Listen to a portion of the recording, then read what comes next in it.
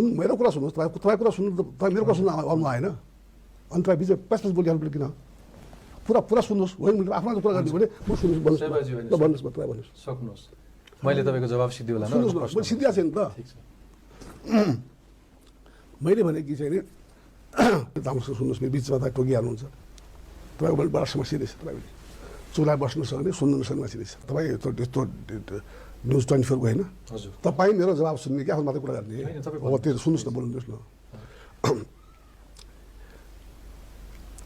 म यो चाहिँ मिडियामा कमाउने मान्छे हो, तपाईँलाई थाहै होला, मिडिया 100% हुनुहुन्छ मलाई। म मिडियामा धेरै कमाउने मान्छे हो, मिडियामा देखिरहनु मात्रै ठुलो कुरा हो भनेपछि हेर्नुहोस्, अब त्यही गर्नु पर्ला। तर सुन्नुहोस्, तपाईँ आफ्नो कुरा बोल्दै हुनुहुन्छ, मेरो कुरा सुन्नुहोस् न। एकदमै तपाईँ बर्ता बोल्दै हुनुहुन्छ, कोसिस गर्दै हुनुहुन्छ, मेरो जवाब सुन्नु कि आफ्नो कुरा गर्नु तपाईँले, मेरो सुन्नुहोस् न, पुरा पनि जवाब सुन्नुहोस् न। किन तपाईँ आत्तिनु हो प्रश्न गर्न सक्छ तपाईँ? हजुर सुन्नु, संस्कार सबको त्यो हो, तपाईँ पनि त्यही हो, तपाईँले भनेर म पत्याउँछु मैले, तपाईँले यहाँ मुस्लिम भनेर हुन्छ। सुन्नुहोस्, सबको संस्कार त्यही हो, हर कसैले पनि एभ्री डेको खर्चको हिसाब किताब राख्दैन, टुथपेस्टको हिसाब किताब राख्दैन, टुथब्रस राख्दैन नि, काहीँ साध्य हुन्छ, चलन छैन। त्यस कारण चाहिँ यो सब कुरामा गाह्रो हुने कुरा त्यही हो क्या, बुझ्नु भएन?